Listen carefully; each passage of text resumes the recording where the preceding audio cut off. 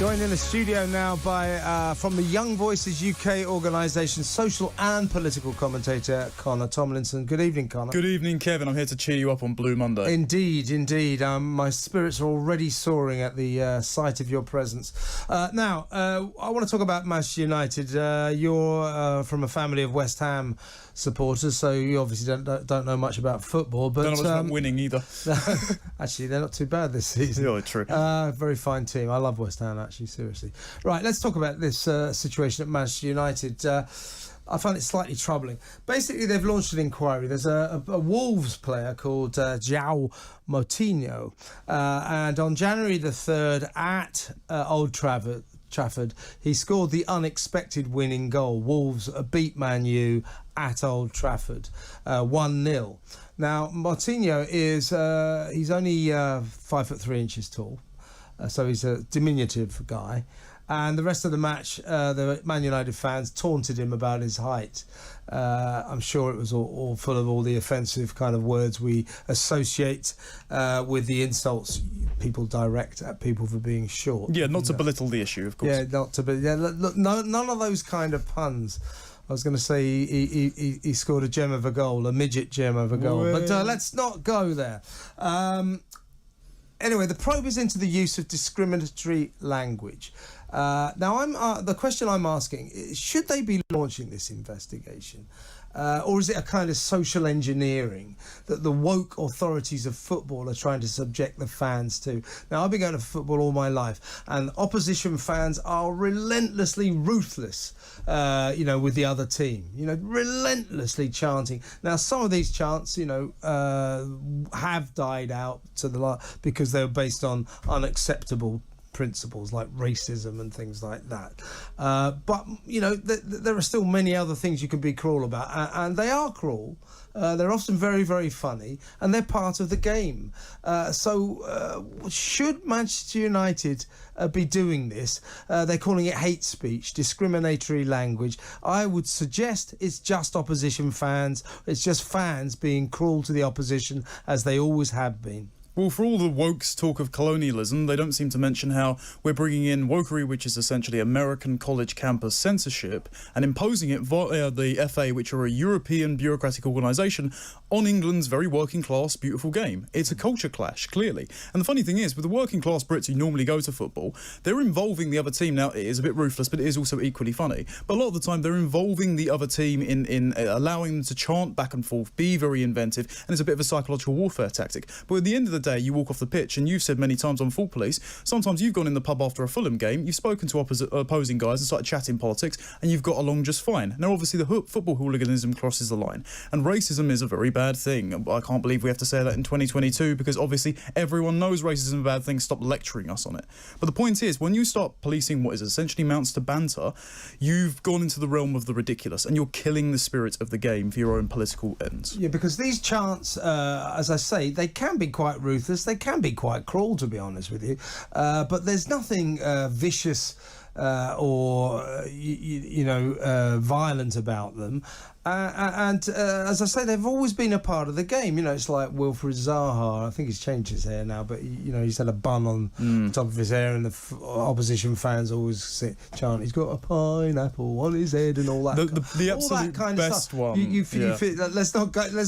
No, there's a great one, because actually this is a great example of this, right? Yeah. So they're complaining about height, which is a thing you can't change, right? Yeah. Just like race, sexuality, and gender. Yeah. But the best one was at a West Ham United game where there was a bald player getting ready and warming up on the side of the pitch, and they called at him, "He's coming for you, Harry Potter is coming for you," calling him Voldemort. Now, obviously, we gentlemen here, we're follically gifted, but if we were to start chanting that, would we be bald-phobic? That's something you can't change as well? Yeah, because that is the sort of thing that, and they do pick on things, and they give the opposition a hard time. Both sets of fans, it's always been the way. And, suddenly, I've been going to football since I was a kid, and suddenly, I go to these games, and you got fans who are being censured for this kind of, and as I say, Don't get me wrong, racist chants must be stopped, and I think by and large they have been. I'm all for rooting out racism, but I'm not sure I'm all for rooting out shortism. I mean, because it doesn't really matter that much, does it? And he's a professional footballer, he's used to it, and it's part of the game. But this is the funny thing, as soon as you make it a crusade to kick out racism or say there's no place for racism, you start blurring the line between what is genuinely racist, like racial slurs, for example, and perceived microaggressions and all this nebulous stuff that there's a lot of money in making campaigns about. And obviously those things like race, gender, sexuality, you can't change. But like height, like baldness, you can't change those either. So once you start taking offence to the other ones and start censoring some things, well, then you've got no legs to stand on when someone says, oh, I'm offended about my height that I can't change, or my hair status that I can't change. So why don't we just stop policing jokes? As fans, rebuke each other, stop the FA coming after their own people and saying, oh, we'll take away your season tickets if you say a naughty word, and then we can root out the culture in an organic way rather than a lot of activists making money off of it. Yeah, and it feeds into this wokery that seems to be dripping down from the top of the game, from the Premier League Football Association, from the managements of all these clubs. It feeds into the continuing farce, in my view, of the players taking the knee at the start of every game. Now, as I say, I've been to quite a few games this season, about 10 or so, and this empty, pointless ceremony, ritual, takes place or unfolds to the utter contempt and virtual ignorance of the fans. They don't even bother looking. They're just all chatting away. If they do look, they just go, oh, here we go again. I mean, why on earth are players going through this empty ritual when the fans don't really notice? Still less do they care. And it's all about the memory of George Floyd, who died some time ago in Minneapolis, a place where most professional British footballers couldn't point to on the map if you ask them. They don't even know why they're doing it, most of them. So why does it continue? Again, it's an American import. They're trying to project American issues, whether or not they're legitimate as well, onto British culture. And the idea that we should be taking the knee for footballers when there's an isolated instance of racism, first of all, the sort of racist chants in football, some of them might be genuine racism. I think they're more just shirt colour tribalism than anything else. Because if you notice, they don't chant racial epithets at usually their own players when they are scoring goals. And to be fair, Connor, it's very rare. You know, I mean, I know you do get some racist heckling. You don't still, get usually but it's pretty whole damn packed rare. stadium. Yes. The fact that all supporters have had players of colour as their heroes now since the 1970s really has changed the face of the way fans look at players of colour, ethnic players.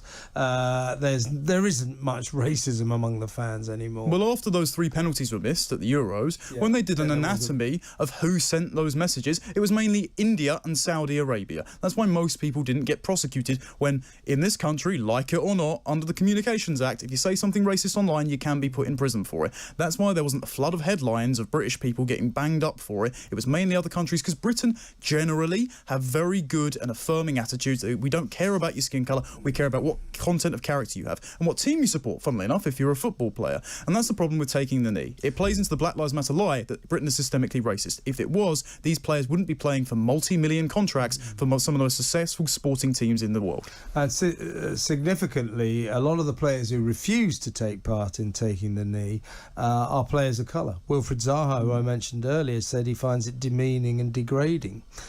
So, you know, the idea that, this is a sort of white thing or black thing, it's just not true. I mean, a lot of players of colour don't like it.